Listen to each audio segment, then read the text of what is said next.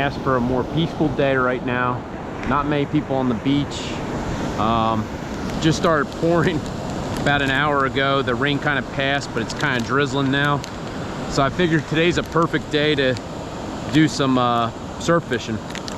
Usually I don't really get into the surf fishing till midsummer or beyond, just because that seems when it picks up for kingfish or whiting, wherever part of the world you're from.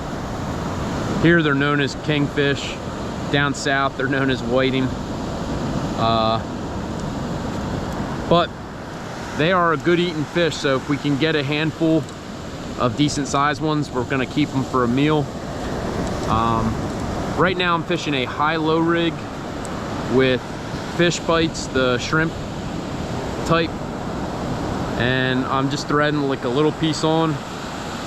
Got a 1 ounce pyramid sinker, and all I'm gonna do, pretty much cast it behind these first set of breakers. There's a little bit of a gully that I think these fish should be hanging in. You don't gotta cast too far. Kind of a swell today, if you can believe that. Oh, there's a fish.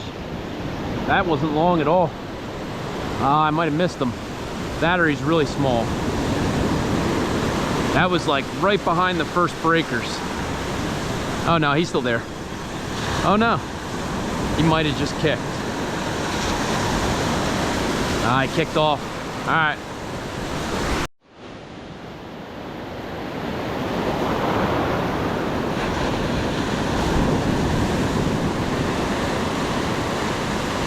Oh, there. Oh, there we go. Got him. I don't know what. My guess is either spot or kingfish, if he's still even there. Oh yeah, kingfish. That's what we're looking for. All right, we're gonna throw him in the bucket. All right, so one thing I always do, if I'm keeping fish, I keep them alive as long as possible. Reason being, you know, fishing, man, this could be the only fish I catch all day, and I don't want to just kill one fish. These size kingfish, you do need a handful to get a meal. I mean, that's like a sandwich, but you know, it's one of those things, I don't want to kill something if I'm not going to eat it. And I would say I'm probably going to have to keep, I don't know, 4 to make a decent meal. But the bites seem to be coming as soon as you hit bottom. So as soon as I cast it out, I do walk back a little bit. One thing I notice is these kingfish will hit the they'll hit the line towards you and it will go slack. Rather than sitting here with my hand on the reel, whenever my line goes slack, I'll take a few steps backwards just to give me that tension in the line and enough to set the hook. Gotta wait for a succession of a few hits. These little taps, if I go to set, I'm not gonna get them. Come on. I'm thinking that there must be some spot mixed in, because usually when you get those little like minute taps like we're getting right now, that typically is spot. And if you're looking at my rod tip wondering why I didn't set on those, what looked like hits, that was actually my weight dragging on the bottom. That was not a fish. There we go. Missed him, I think.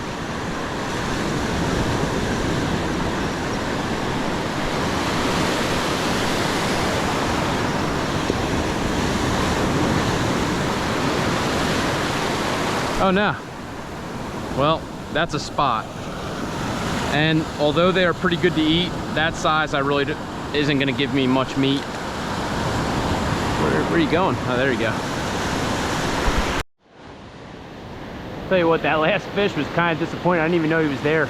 But I did think that there were spot just by the sheer hits we were getting. Felt like spot. And this time of year they mix in with the croakers and kingfish. I guess it's better than catching nothing, but... And if I were on the hunt for bait, man, that size that I just caught was like perfect bait size. All right, let's get it back out there. I'm gonna go past this first gully into the second one, because every time I've casted right here behind this first set of breaking waves into the first gully, it's been all really, really tiny hits.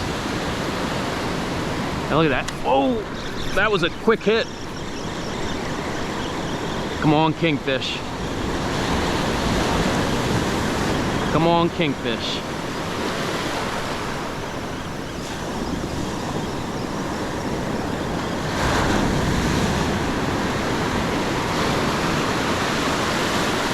All right, kingfish. See, and this is what would be considered a, I believe, northern kingfish. No, I'm sorry, southern. The northern have like the tan and black on the back. Oh, easy, buddy. Go in the live well for now. A few more and we'll have a meal. Some dolphins are really pushing off the beach right here. I'm sure you could see them after a few of these waves. They're maybe 300 yards out. Hopefully they stay that far out, because when they push real tight to the beach, they'll push the kingfish away. See them? Best is when you're out here and you see them, and you know, people that aren't used to coming out in saltwater are screaming shark. Now what's nice is these fish bites last a decent amount of time, as long as you can keep them dry. And they're so much cheaper than bloodworms. Bloodworms right now are so out of hand that I couldn't even fathom buying a dozen of them. And the problem with bloodworms is, I mean, yes, you want to catch fish, that's like almost like a sure thing. You have bloodworms, you're gonna catch spot, kingfish, croakers, little sharks. But these fish bites work just as well and are substantially cheaper, and they actually stay on the hook pretty well. So that's the first one I've had to replace since I've been here, and the other one's still holding strong. And a pack really varies, I guess, on the time of year, but on Amazon they were like $4.88 a pack, and that'll last me a good time, depending on how much surf fishing I really do. And see, one of the main things people always ask is, how far should I cast? Am I casting too far? Am I casting too close? And honestly, there's no correct answer in my opinion. Everything's tide based in my opinion, at least what I've seen, and depends on the day. If you're not catching fish within, you know, 2 minutes of a cast, I would definitely try somewhere else. Try further, try closer, but keep kind of experimenting until you find where they are, because you could sit here, and I see it every day, guys just casting a line out, throwing it in a rod holder and just walking away. Unless you're using circle hooks, you're not going to catch very much that way. That's why if you see I'm holding my rod, I'm using little octopus J hooks, which require a hook set.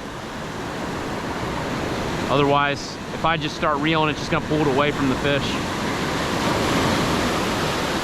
And see, that last cast was almost within 30 seconds, I would say, the fish hit. If I don't get a hit in the next 30 seconds, I'm probably going to retrieve this and try casting again, because you could be literally just past the fish or just in front of the fish and wondering why you're not catching anything. And they do like to keep to those areas, especially the gullies. Say I went about 10 minutes in that gully, casting kind of past it, in between it, and wasn't really getting much. But then I moved up a little bit. There's a little bar there, sandbar, and it seems like some of those fish have moved up there. There we go.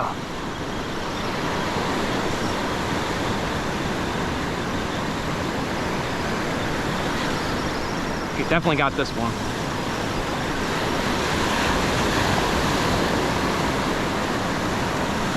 Another king. I might move down a weight, and I'll explain why after I throw this guy in the bucket.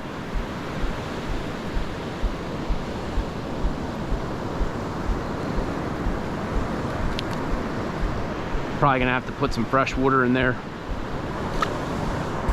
All right, so I downsized to a 1 ounce. I initially had a 1 and then switched it to a 2. Why I would like to try just an ounce to see if I can get away with it. From a hook set standpoint, it is much easier to sense these lighter hits with less weight. The more weight you fish, yes, you will hold bottom better, but you will not feel the bites as, I guess, as coherent, I guess would be the word, or as easily. And I think I've missed a handful of fish because of how heavy the weight I was using was. By the time I go to set the hook, like, and the weight stuck in the sand. So I think a lot of fish are getting away that way. We'll see. In reality, I would love to have like an 1.5 ounces here. An ounce doesn't seem to want to hold bottom, and 2 ounces is just too much. But we'll make it work. All right, let's get her back out. It is kind of nuts. As soon as that sun came out, man, the number of people on the beach picked up, and the bites actually have kind of picked up with the sun being out. Look at that. Oh, come back. As soon as that got to the bottom, I just had a succession of hits. See those? There it is.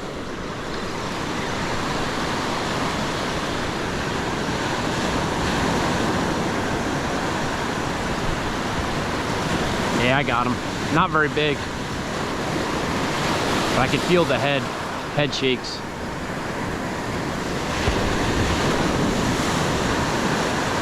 But it is a king, so we're gonna throw him in the bucket. And I'll show you real quick. Let me put the rod in the holder. I didn't realize this till I just dumped that last one in, but we caught, I believe, 3 southerns, 1 northern. Oh.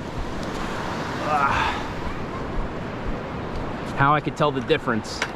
So look at these 1, 2, and 3. They're southerns. This one right here is a northern. Now look at the color pattern on him. See the difference? That's a northern, that's a southern. The running joke used to be, you can tell the northern from the southern based off their accent. So the big thing when you're feeding these on the hook, this to me is a perfect presentation. You don't want any of it really hanging off, because what will happen is they'll just pull from that end. Best way to do it, hook it through twice. That way it's a little bit harder for them to rip off. And I just cut off the tag end. That way, none of my bait is exposed. You know, you'll have better chances at hooking up that way. If you're hanging bait off, they are pretty good at just stealing it.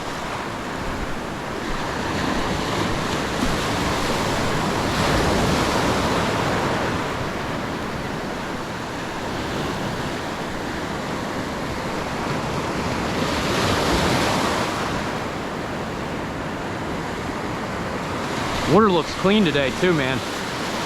Usually I'm not saying that, but it's for, and there's like, that's pretty cool, little horseshoe crab right here.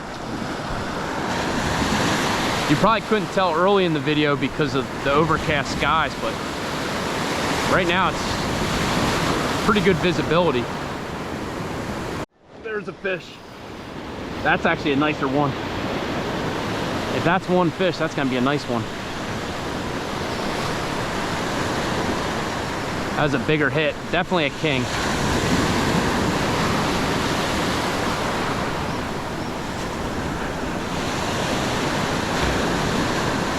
Oh yeah, that's a nice size king. That's what we're looking for. That's the good eating size. Let's throw him in the bucket. Save him for the breadcrumbs, as Elias V would say.